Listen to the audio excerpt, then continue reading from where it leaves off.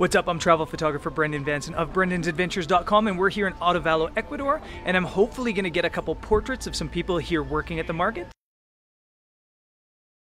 So we're here in Otavalo, and we're going to hopefully grab some portraits, but the people are a little bit unwilling to have their photo taken usually in these Andean regions. They have kind of some suspicions to them that they think that their soul is being taken as you photograph them. So it's a little bit tricky. We're gonna walk around and hopefully be able to convince some people, talk some people into it, maybe pay some people a model fee, which is only right, I think, and hopefully we get some shots of some people.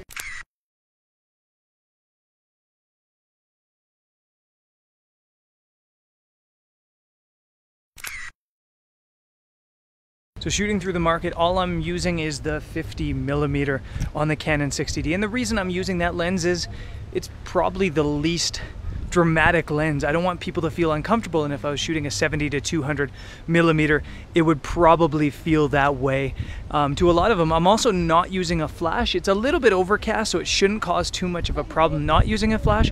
But again, if you use a big flash, if you're using a big flash and light stand and stuff like that, it can make people feel uncomfortable, and that's not what I want to do.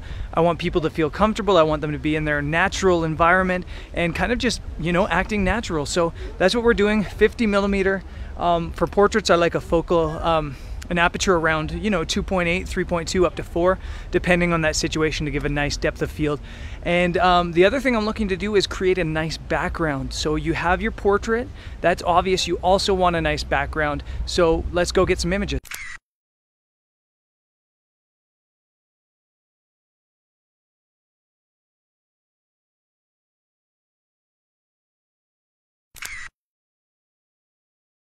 Okay, so more or less we're having some pretty good success. I'd say 50% of the people we've asked have been willing to have their photo taken, which is a really high percentage at a place like this. Part of it is the approach. It's a lot like asking a girl out. You just got to be funny, nice, sweet, make them feel comfortable, and then photograph them really quickly without wasting any of their time. That's really the way to go. From a lighting standpoint, we're having a little bit of trouble now because the sun's actually come out. We no longer have overhead lights. We're getting harsh shadows, harsh light, and it's making it more difficult to photograph, but we're doing what we can.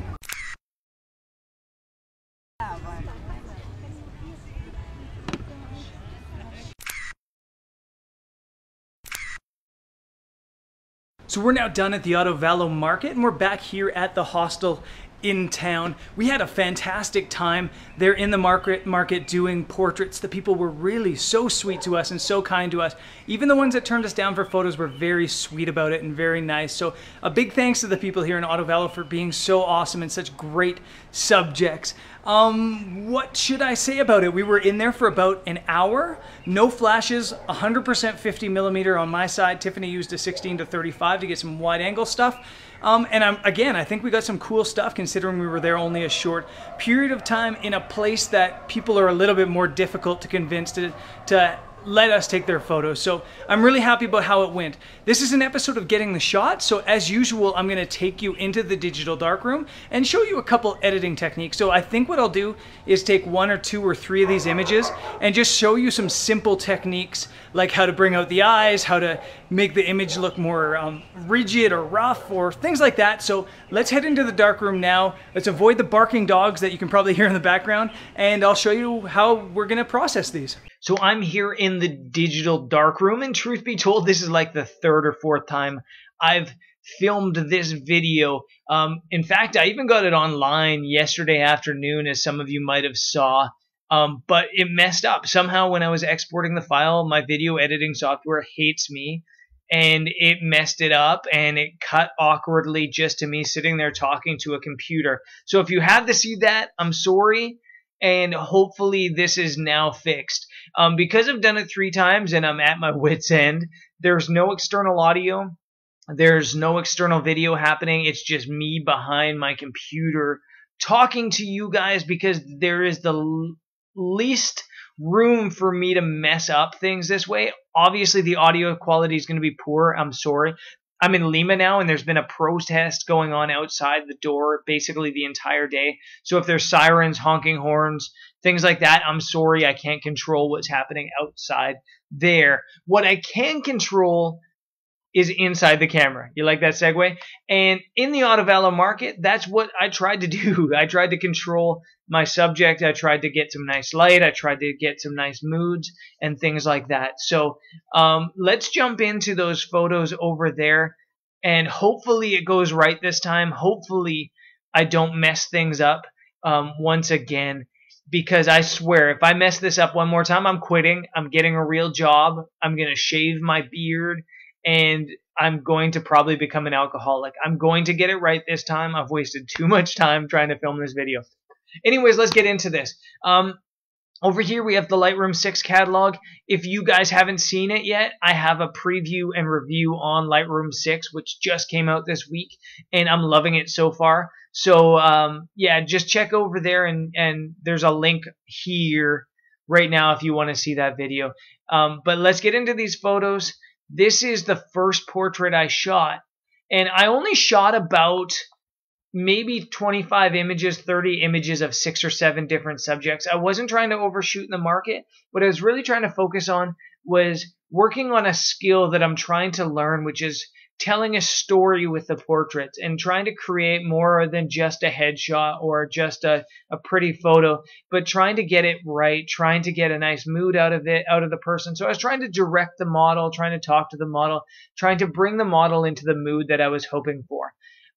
This is the first image I shot, and you can see this woman is absolutely beautiful.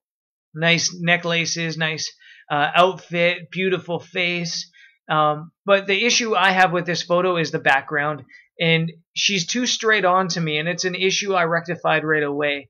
If your subject in a portrait like this is straight on to you, shoulders on, head on, it can look snapshotty no matter what kind of camera you take it on.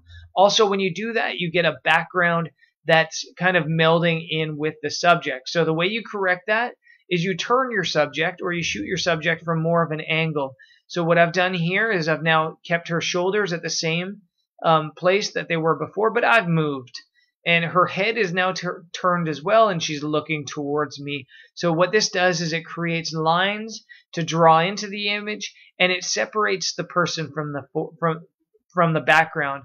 A good way to separate people from the background too is by using a flash, a hair light or a shoulder light. You can flash somebody here, and it just creates some light on the edges and does separate the foreground from the background a little bit better.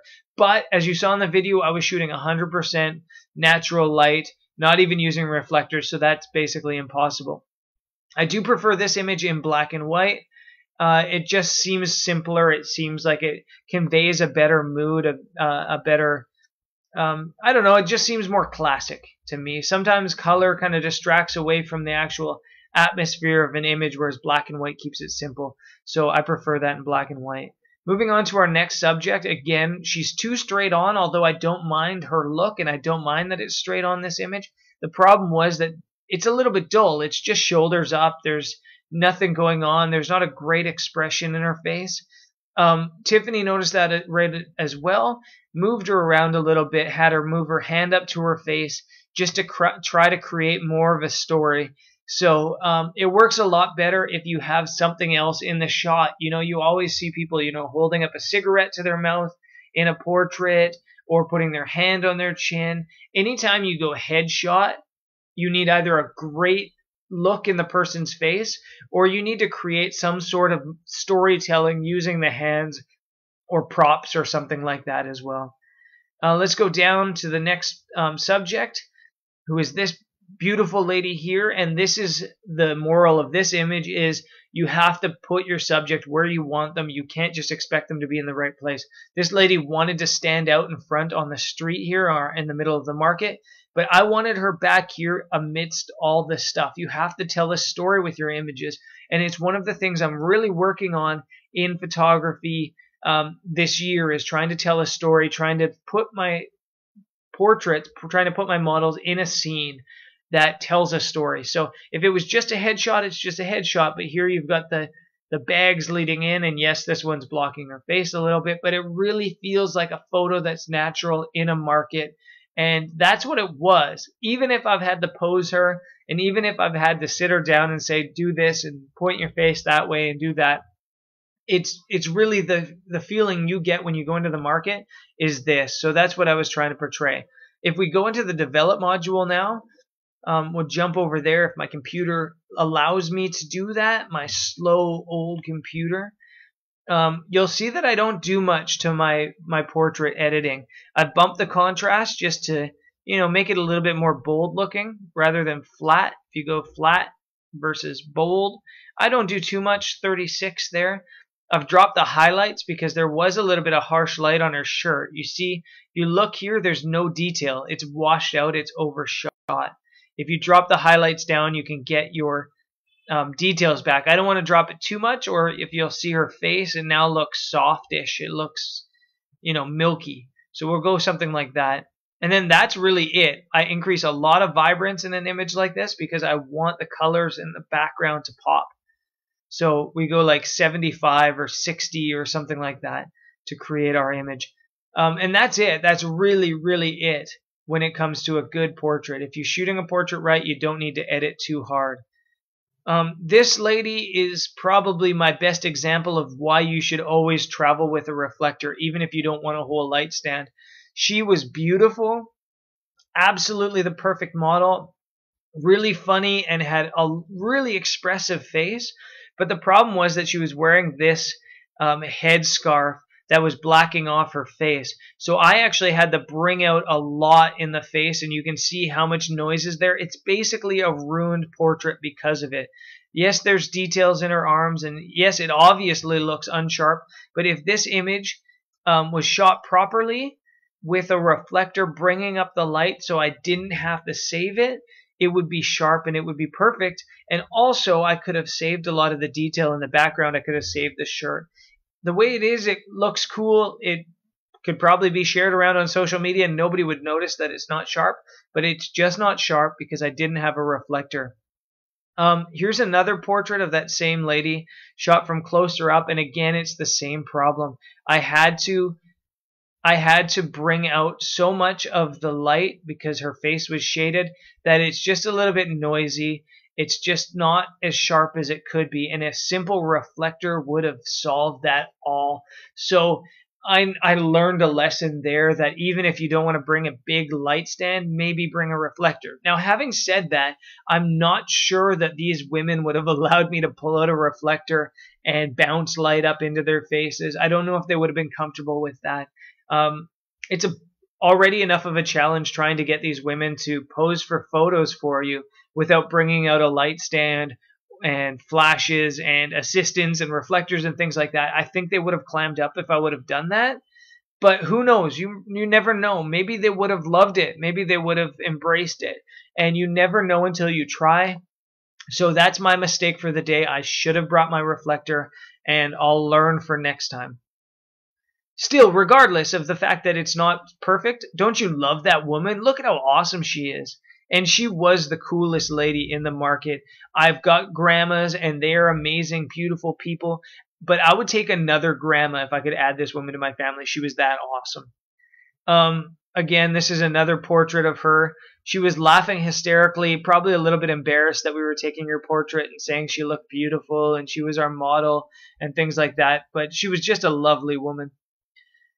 Going down, the men were much harder to photograph in the Otavalo market, not only because they don't dress traditionally and they tend to look more modern and they maybe don't have that same, wow factor that the women do, but they don't like their photo being taken. And unlike the women, they're not easy to convince. This guy was the exception to every rule. He looked very traditional with his traditional hat. He was very open for us, to us photographing him, and he was in a cool little scene. But this comes back to the point I made at the start of the portraits, and you can probably see the progression in the portraits from just headshots and shoulders up to telling a story. What I've done here is I've placed him back where he was actually sitting, and I've just used this foreground bokeh blur of all the textiles in the foreground to kind of lead into him and tell a bit more of a story so you can tell he's in the market. It's not just some dude's shoulders and headshot.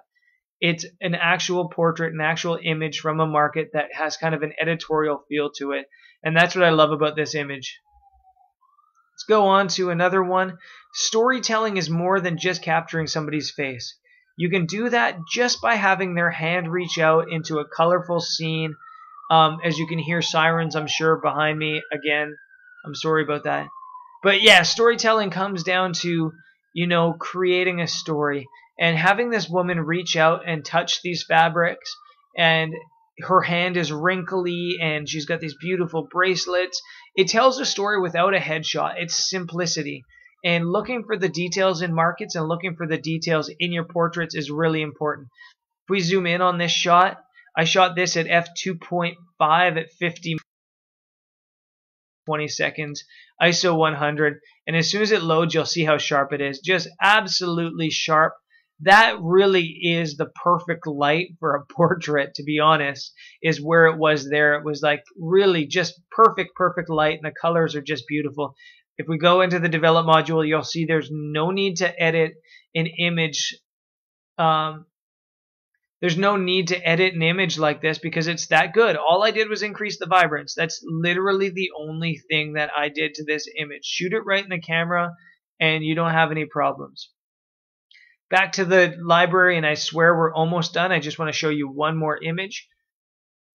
This is my favorite portrait of the day. This is kind of putting everything together and using the shoulders to the side, the head. It's the same angle as that first portrait. I really liked how that first one looked, so I tried to use that in future images. So you can see it's the exact same pose I have. All the other images, I kind of coached the women into smiling and laughing and looking comfortable and being happy because it's the mood I wanted. This woman, when we came up to her, she was incredibly unhappy. You could tell she was unhappy. She was sad. So I asked her if we could photograph her. She said absolutely. She was very willing. But I didn't want to change her mood. I wanted that kind of stern, powerful look that she has on her face. So really, it was easy to photograph her. And the light was really nice. Yes, there's some harsh light up here, but it is really nice light on her face, and she's got a great look. The editing to this photo, I did a little bit more than the other ones, but you can see I didn't do basic editing. I added vibrance because I wanted to bring out this purples and a nice olive skin tone. But what I did was adjustment brushes. So we have two adjustment brushes I did, one for the eyes and one for her face. So if we zoom in on her eyes, you'll see how powerful they are. And all I did was create an adjustments brush here, paint her eyes, and then in here you have an effect. And these are presets, and one of them is iris enhance, and what that does is it pops the color, it pops the exposure a little bit, and it sharpens them up a little bit as well, and it gives you these really nice powerful eyes. While I'm zoomed in on the eyes, you can see the focus. It's sharp as nails on this front eye, and then it's already fading back to out of focus for her back eye. If you did want everything in focus, you'd probably need to shoot this at about f6.3 or so. I shot it at f3.5. The other thing I did to this image with another adjustments brush is I painted her face. And the reason I painted her face, and I'll show you where I painted, doesn't have to be perfect. You just need to cover most of it. The reason I painted her face is because I wanted to bring out these wrinkles. I wanted to bring out the wear in her face. This is how it was shot. You can see it kind of looks a little bit softish, a little bit dull. If you bring it way down, it really softens it. If you bring it way up, it brings the clarity way out in her face. So I didn't bring it all the way out. I brought it enough so that it looks dynamic. And I think it's perfect. I really like that image. And if that was the only image I was really proud of the entire day, you can go away from a market pretty content. So yeah, that's it for my market photos here at the Otavalo Market. Let me say before I leave that the way I asked for portraits in the market was very simple. I was very honest with them. I was very direct with them. I'd say, my name is Brendan. I'm a travel journalist, and I'm putting together an article, a video, and some photos about the beautiful people in the Otavalo Market here in Ecuador. I would like to photograph you as one of my subjects, as one of my models. Would you oblige? And 90% of the time, they would say yes. I would say probably we got turned down maybe a couple times, usually by guys. The women, only one woman ever turned us down the entire time. So they were very willing because I'm honest.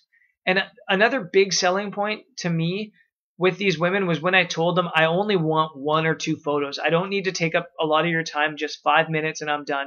They're working there in the market, so you don't want to waste all their time. They have to make money. The other thing I need to say is about paying. I mentioned that I might pay people for a model fee. I think partly that's fair. Sometimes you want to pay a model. If a model comes to your studio, you're going to have to pay them. Out in the field, you might ask somebody if they'll pose out of the kindness of their heart, and they might hem and haw and say, I don't really want to. In underdeveloped countries, you can offer to pay them a couple coin. We paid like between 50 cents and $1 for portraits, and I think I only paid maybe a quarter of the people we asked to photograph, and I only offered people if they were really, really, hesitant to being photographed. So that's something you can do, but I do have to say, do not pay children for photos. Not only can you create dependency, the kids think, oh, this is a great way I can live my life. I don't need to go to school. I'll just pose for photos for tourists. But you can create a problem because parents see, okay, I can exploit my child and have them pose for photos for these gringos out in the field. So don't pay children. And also, if you're going to pay people in markets like in the Otavalo Market, if you're just a tourist looking for a snapshot, don't pay people. Unless you really, really want that photo or really need the photo. But as a photographer, I think if you're shooting professional images and you're using those images for your own benefit, why not pay people a little bit of money? Because you are using them otherwise, I think. So it's an interesting debate and probably something to discuss another day. Anyways, that's it for me. That's it for the show. We're off to Baños de Agua Santa next in video life, although I'm all the way here in Lima right now. I'm getting ready for my photography workshop here that starts at the end of this week.